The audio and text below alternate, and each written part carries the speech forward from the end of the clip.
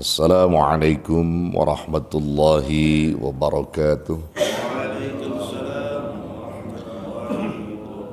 Alhamdulillahilladzi qad akhraja nataijal fikri li arbabil hija wa anna fadailahu wa ni'amahu qad afda ila kafatil bashari syarqan wa gharba wa ibadahul muttaqina qad asyrafa yaumal qiyamati fi jannatil ma'wa wassalatu wassalamu ala sayyidil mustafa wa ala alihi wa sahbihi ahli sidqi wal wafa.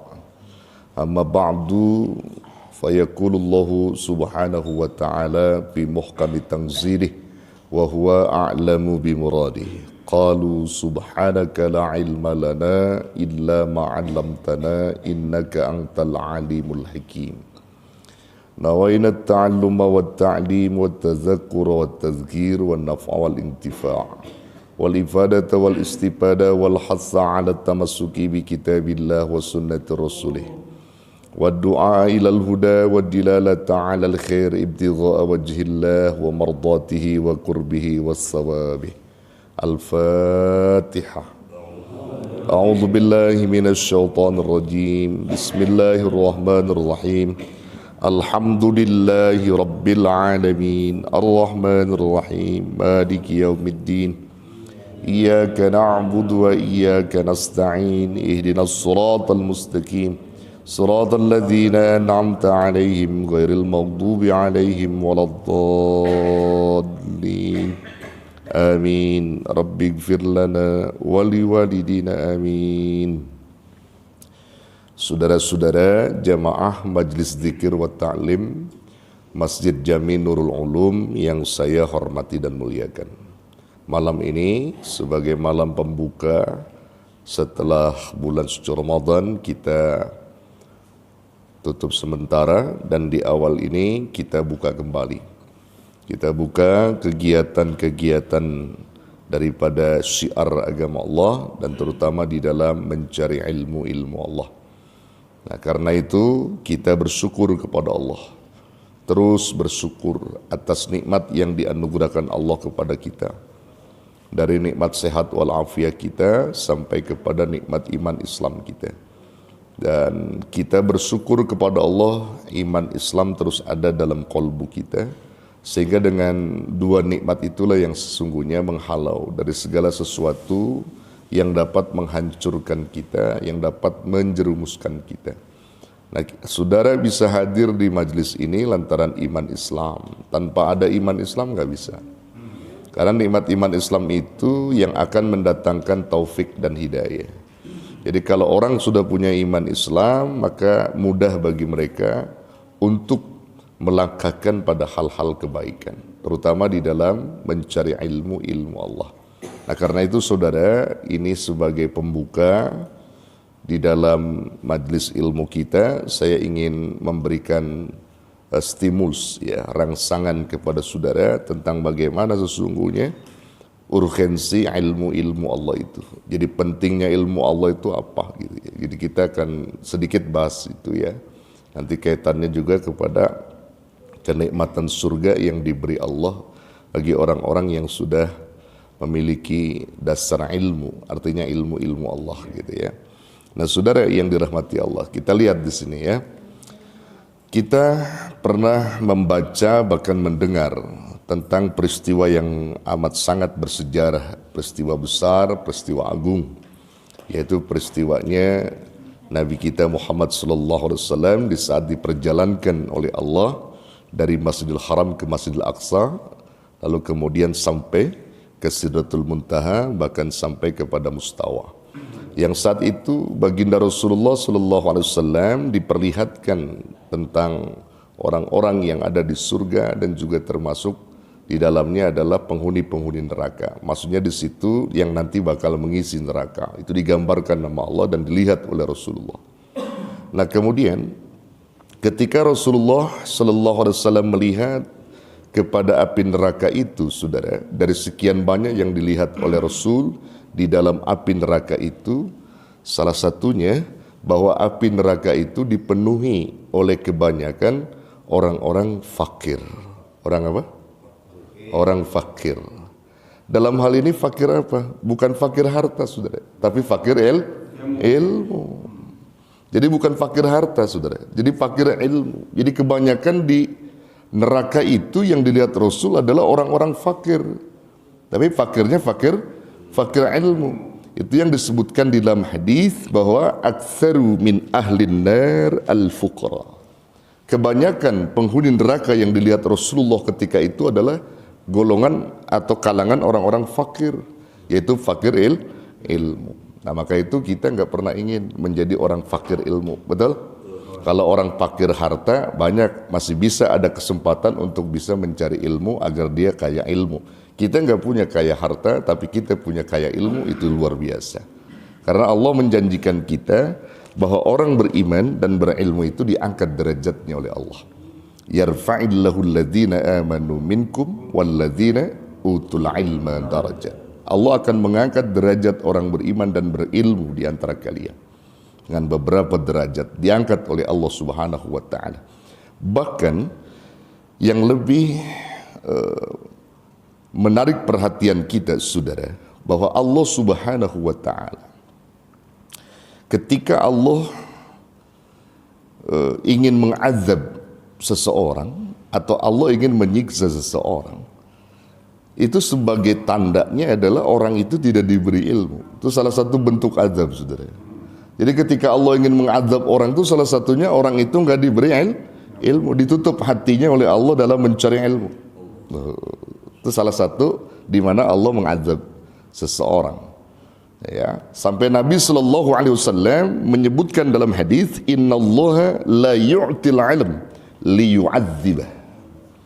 Sesungguhnya Allah tidak akan pernah mendatangkan atau memberikan ilmunya kepada seseorang lantaran orang itu karena pengen diazab atau disiksa. Jadi intinya kalau orang yang dapat siksaan itu adalah orang yang tidak berilmu, orang yang tidak diberi ilmu. Nah, kalaupun orang itu diberi ilmu, ilmunya ilmu dhalalah, ilmu yang menyesatkan, bukan ilmu yang baik gitu, bukan ilmu Allah, tapi ilmu dhalalah gitu. Nah, jadi itu yang perlu kita renungi, saudara. Itu tanda di mana Allah mengazab kita lantaran kita nggak pernah mau mencari ilmu atau kita itu sulit diberikan ilmu oleh Allah Subhanahu wa taala. Yang disebutkan Nabi itu ilmu-ilmu didapat itu di saat kita duduk bersama ulama seperti ini, yang disebut dengan raudhah min riyadil jannah, taman daripada taman surga. Ya ini, ya salah satunya adalah majlis ilmu ini, majlis Rasulullah Sallallahu Alaihi Wasallam. Begitu, saudara ya. Nah, ini perhatian buat kita. Nah, karena itu para ulama-ulama kita, ya para hukama, para ulama yang terjun di bidang hukum-hukum Allah, mereka pernah menyebutkan dalam satu ijtihadnya para ulama itu, wa qala ba'dul hukama 'anil ilm, telah berkata sebagian ulama-ulama kita, para hukama kita, tentang masalah ilmu. Nah, kemudian para ulama kita merincikan tentang ilmu itu, saudara. Nah, ilmu itu ada tiga huruf, ya, ada tiga huruf. Yang pertama ain, yang kedua lam, ketiga mim. Semuanya punya maksud ini, punya fungsi dan tujuan. Jadi kalau orang yang diberikan ilmu itu dia punya tiga huruf ini, saudara. Dia punya tiga huruf ini yang memiliki fungsi dan arti serta makna dalam kehidupan mereka. Nah, kalau gitu apa? Huruf ain yang pertama dari kalimat al-ilmu atau kalimat ilmu itu diartikan oleh para ulama kita adalah inayatullah. Inayatullah itu artinya pertolongan dari Allah. Jadi kalau orang berilmu itu, saudara, orang yang ditolong oleh Allah. Jadi pertolongan Allah itu dekat dengan orang-orang yang berilmu. Artinya ilmu Allah yang dekat dengan Allah. Gitu. Jadi Allah tidak akan pernah membiarkan hamba-hambanya yang berilmu, ya, dalam keadaan susah, dalam keadaan lapar dan sebagainya. Jadi Allah akan bantu orang-orang yang berilmu, orang-orang yang selalu mendalami ilmu Allah itu. Inayatullah, ditolong sama Allah. Jadi sesulitnya orang yang berilmu itu tidak sesulitnya orang-orang yang tidak berilmu.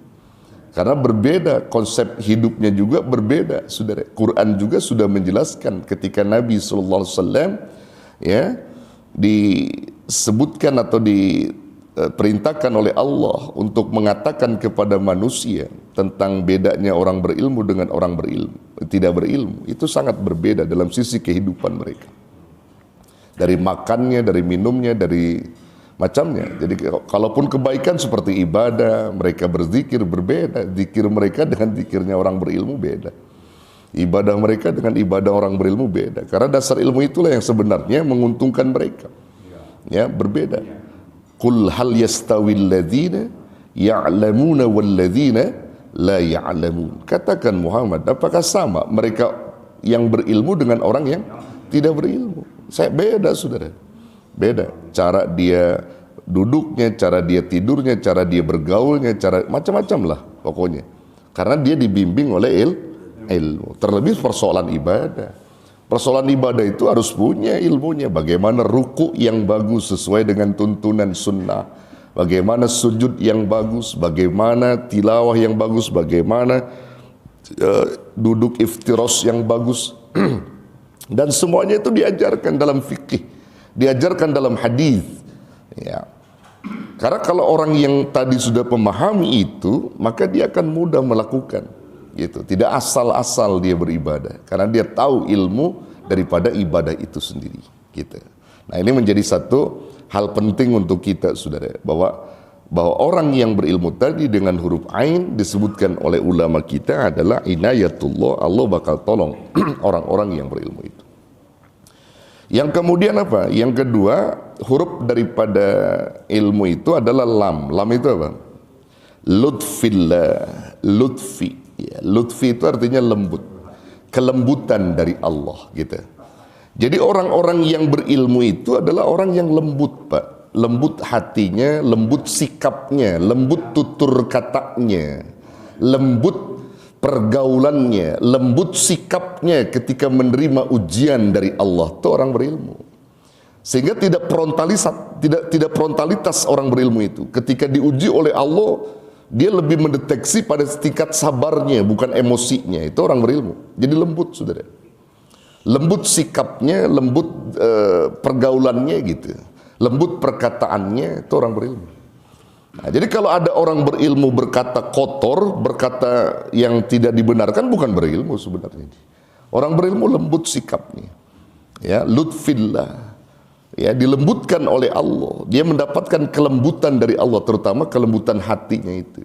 Hatinya itu lembut, saudara. Mau menerima kebenaran gitu ya. Jadi orang berilmu itu orang yang mau menerima kebenaran. Ya. Jadi bagi mereka terhadap sesuatu yang datang ya, itu mereka selalu filter, mereka selalu saring untuk bisa melakukan yang terbaik. Gitu. Nah, itu orang berilmu. Lutfillah, diberi kelembutan oleh Allah Subhanahu wa taala dari segala hal, diberi kelembutan. Mereka mudah sabar di dalam menghadapi masalah-masalah gitu ya. Lutfillah, itu orang berilmu. Nah, kemudian yang ketiga ya adalah mim. Apa mim itu? Mim adalah mahabbatullah, kecintaan dari Allah. Jadi orang berilmu adalah orang yang dicintai oleh Allah. Kalau Allah sudah mencintai seseorang, itu nggak tanggung-tanggung, saudara. Karena yang memang kita cari hidup kita itu adalah dicintai oleh Allah. Kita dicintai oleh istri kita, tapi nggak dicintai oleh Allah. Murka nggak berkah hidup kita. Hidup kita akan hancur. Tapi kalau Allah cinta istri kita murka, Allah akan memberikan baidah kepada kita. Bahkan istri kita yang marah tadi pun akan dilebur oleh Allah Subhanahu wa taala karena Allah cinta dengan kita. Dari apa kecintaan kita itu? Kecintaan Allah kepada kita karena kita berilmu. Ya, kita berilmu tadi dicintai oleh Allah Subhanahu wa taala. Ya, jadi mendapatkan kecintaan dari Allah. Coba lihat dalam hadis saya, saudara ya. Nabi SAW pernah menyebutkan dalam satu riwayat, dalam hadis, ya kata Nabi apa? Innallaha la yu'ti dunya man ahab wa man la yuhib. Wa la yu'til ilm illa man yuhib. Hadis sahih. Apa katanya? Innallaha yu'tid dunya, sesungguhnya Allah akan memberikan kekayaan dunia, memberikan harta dunia, kekayaan dunia, man ahab, kepada orang yang dicintainya, wa man la yuhib, dan juga kepada orang yang tidak dicintainya. Nah, ini yang perlu dibedakan, saudara. Ya, jadi Allah mendatangkan harta dunia kepada orang yang dicintai dan orang yang tidak dicintai. Kita lihat harta dunia yang diberikan Allah kepada orang yang dicintai. Para nabi-nabi banyak yang kaya. Para nabi-nabi banyak yang dikayakan oleh Allah. Termasuk Rasulullah, hakikatnya dikayakan oleh Allah. Para wali dikayakan sama Allah. Para wali-wali Allah ada yang dikayakan oleh Allah. Banyak. Itu karena Allah janji memberikan pada orang yang dicintai. Jadi kalau dia diberi kekayaan karena kecintaan Allah kepada mereka. Tapi ada juga orang yang tidak dicintai oleh Allah karena sikap dan perbuatannya, justru juga Allah berikan harta dunia kepada mereka. Siapa? Qarun. Qarun kaya enggak? Kaya Qarun. Tapi kok harta dunia dikasih sama Allah? Beda bobotnya, Pak. Kalau orang yang dicintai diberi harta dunia jadi berkah, kalau orang yang tidak dicintai diberi harta dunia jadi bala, saudara. Tuh, bedanya di situ. Jadi bala bagi mereka. Jadi musibah besar, bahkan azab dari Allah untuk mereka. Qarun kaya. Ya, Qarun kaya. Siapa lagi? Fir'aun. Kaya nggak? Kaya, punya kedudukan, jabatan, diberi sama Allah.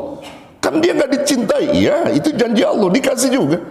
Hanya saja jabatan kedudukannya akan menghancurkan dia, akan menguburkan dia, akan menghancurkan perilaku dia sendiri dari harta itu. Tuh, tidak dicintai. Jadi orang-orang yang tidak dicintai diberi harta juga sama Allah. Gitu, saudara. Nah, ini yang perlu dipikirkan oleh kita. Makanya antum jangan heran. Jangan heran begini, kok dia kagak pernah sholat, nggak pernah ibadah, nggak pernah taklim, nggak pernah zikir, kok kaya? Jangan heran, saudara. Betul? Jangan heran. Tuh orang nggak pernah ngaji, tuh orang nggak pernah zikir, tuh orang nggak pernah sholat, bahkan kerjaannya itu banyak tinggalkan sholat, tapi hidupnya kaya, saudara. Jangan cemburu dengan mereka, karena Allah memang sudah berikan dia janji dia. Hanya saja bedanya kekayaannya tadi itu jadi murka Allah, ini jadi ridho Allah, itu di situ. Bedanya. Kalau orang yang dicintai diberi kekayaan menjadi mardotillah, keridhaan dari Allah. Kalau ini orang yang tidak dicintai diberi kekayaan jadi murka Allah, gitu bedanya. Nah, di situ, saudara. Nah, ini yang perlu kita pahami. Jadi jangan heran gitu ya, jangan heran. Makanya kalau orang-orang ibadah, orang-orang sholat, orang-orang berzikir, orang-orang berilmu, sedikit itu selalu menjadi nikmat bagi mereka. Mereka syukuri saja. Punya harta sedikit, alhamdulillah. Betul nggak? Ya. Punya motor satu, alhamdulillah. Punya mobil satu, alhamdulillah. Punya rumah satu, alhamdulillah. Jadi itu semua udah ada, diberikan sama Allah. Jangan heran, saudara. Jangan heran. Dan memang ada kaitannya di situ ya, orang-orang yang dicintai oleh Allah. Ya, karena berkat keilmuan dia tadi dicintai. Nah, pada kalimat terakhir dari hadis itu, Nabi Shallallahu Alaihi Wasallam menyebutkan wala yu'til ilm. Nah, ini ilmu nih, ilmu. Kalau tadi kan harta, kalau harta dua-duanya tadi dikasih. Orang berilmu yang dicintai Allah dikasih harta, orang yang tidak berilmu atau orang yang dimurkai Allah, yang tidak dicintai Allah juga dikasih harta. Tapi urusan ilmu khusus, saudara. Nah, urusan ilmu ada kekhususan, kata Nabi. Wala yu'til ilm. Allah tidak akan pernah memberikan ilmu illa man ahab, kecuali kepada orang yang dicintai. Tuh ilmu tuh. Jadi kalau urusan ilmu Allah hanya memberikan pada orang yang dicintai. Kalau orang yang nggak dicintai nggak diberi ilmu sama Allah. Itu bedanya di situ, saudara. Kalau harta dikasih orang yang nggak dicintai, orang yang dicintai harta dikasih. Tapi urusan ilmu Allah khusus diberikan pada orang yang dicintai saja. Kalau nggak dicintai nggak dapat. Tuh, saudara. Tuh, makanya ini menjadi berpikir kita gitu. Berpikir kita supaya kita itu mendapatkan ilmu-ilmu Allah gitu, yang berguna gitu. Makanya kan ada doa Nabi ya, diajarkan kita. Itu ya juga yang harus kita dawamkan juga, saudara ya. Kita pengen tuh ilmu yang diberi Allah tuh ilmu yang bermanfaat, yang berguna gitu. Ilmu yang berguna itu yang sebenarnya yang mendatangkan cinta gitu ya. Ya, itu ada 5 permintaan Nabi ya. Perlindungan Nabi ya. Ada 5 perlindungan Nabi yang diajarkan ya. Dalam satu keterangan itu ya, Nabi berdoa apa? Allahumma inni a'udzubika min ilmin la yanfa' wa min qalbin la yakhsha wa min nafsin la tasba' wa min ainin la tadma' wa min du'ain la yustajabu wa la yusma'. Itu doa Nabi, saudara. Allahumma inni a'udzubika min ilmin la yanfa'. Ya Allah, sesungguhnya aku berlindung kepadamu dari ilmu yang tidak bermanfaat, dari ilmu yang tidak berguna gitu. Jadi kalau Allah datangkan ilmu yang bermanfaat, yang dapat melahirkan ilmu-ilmu berikutnya pada orang lain, dan juga dapat memberikan faidah pada orang lain. Berlindung pada Allah dari ilmu yang tidak berguna atau tidak bermanfaat. Wa min, apalagi itu yang kedua ya, Allahumma inni a'udzubika min ilmin la yanfa' wa min qalbin la yakhsha, dan aku berlindung kepada Engkau ya Rabb dari hati yang tidak khusyuk, atau hati yang tidak pernah takut Engkau, boleh bisa diartikan begitu ya. Aku berlindung kepadamu punya hati yang tidak khusyuk atau yang tidak takut dengan Engkau gitu. Jangan sampai aku punya hati itu hati yang menyimpang gitu. Berlindung kita kepada Allah. Wa min qalbil la yakhsha wa min nafsil la tasba', dan aku berlindung kepada Engkau ya Rabb dari nafsu-nafsu yang tidak pernah puas. Nafsu yang tidak pernah puas gitu. Tuh. Nafsu yang gak pernah puas. Kan kalau manusia barometernya nafsu kan begitu, saudara. Iya. Barometer nafsu, ukuran hidup manusia itu nafsu misalnya, nggak pernah puas pak. Dapat 1 pengen 2, dapat 2 pengen 3, dari bahu pengen kepala, itu nafsu, saudara. Itu nafsu. Tapi kalau iman enggak. Kalau iman itu selalu terukur gitu, keinginannya selalu terukur, itu iman, bukan nafsu.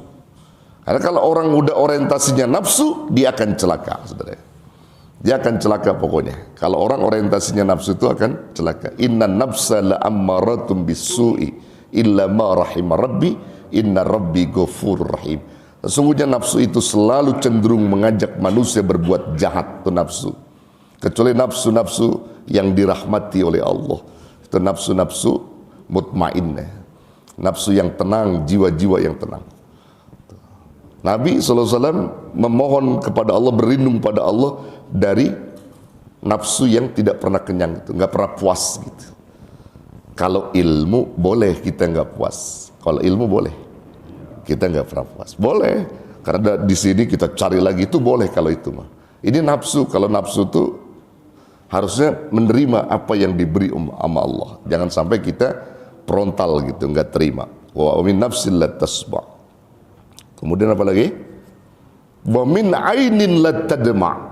Dan Rasul berlindung, aku berlindung kepada Engkau ya Rabb dari mata yang tidak pernah menangis, yang tidak pernah mencucurkan air mata di saat berbuat dosa gitu. Jadi kalau kita berbuat dosa, istighfar, cucurin air mata kita, itu menjadi saksi di hadapan Allah Subhanahu wa taala bahwa cucuran air mata kita menyesali akan dosa yang pernah kita perbuat gitu. Antum kalau lagi doa pernah nangis nggak? Kalau lagi berdoa gitu pernah nangis nggak? Pernah ya? Pernah. Paling banyak utang ya. Nangisnya paling banyak utang gitu ya. Dosa karena nangis karena dosa, saudara. Karena dosa. Dosa kita banyak menumpuk, kita nangis itu. Mohon ampun nama Allah. Mohon ampun nama Allah. Tuh, mata nih. Ini juga Nabi minta perlindungan jangan sampai mata saya beku dengan air mata. Ya, wa min du'ain la yustajabu wa la yusma'. Dan aku berlindung pula kepada Engkau ya Rabb dari doa yang tidak pernah diijabah dan didengar Engkau. Kita pengen kalau berdoa itu diijabah dan didengar gitu. Nah, itu semua saudara kembali kepada ilmu tadi. Kalau orang-orang yang tadi berilmu, berdoa dengan keilmuannya, dengan keimanannya, insya Allah akan dengar. Karena dia sendiri dicintai oleh Allah. Kalau orang yang dicintai Allah, dia berdoa, pasti didengar sama Allah. Betul nggak? Ya, didengar sama Allah. Nah, ini menjadi catatan buat kita, saudara. Ini semua adalah tentang masalah keilmuan. Nah, nanti sampai kita digiring masuk ke dalam surganya Allah.